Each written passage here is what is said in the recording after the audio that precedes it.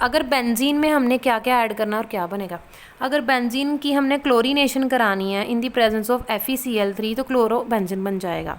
चाहे क्लोरीनेशन करानी है AlCl3 की प्रेजेंस पे भी रिएक्शन यही बनेगी, प्रोडक्ट यही बनेगा। अगर हमने क्लोरीनेशन करानी है इन दी प्रेजेंस ऑफ आयरन भी तो यही प्रोडक्ट बनेगा। अगर हमने ब्रोमिनेशन करानी है इन दी प्रेजेंस ऑफ आयरन तो प्रोडक्ट यही बनेगा। बट द रीज़न, अगर जैसे ही हमने बेंजीन में क्लोरीन ऐड किया इन दी प्रेजेंस ऑफ, मैंने अभी बताया था ना रिएक्शन CCl4 की प्रेजेंस पे, तो यहाँ पे रिएक्शन नहीं होएगी। And next in next video I will explain you about the nitration.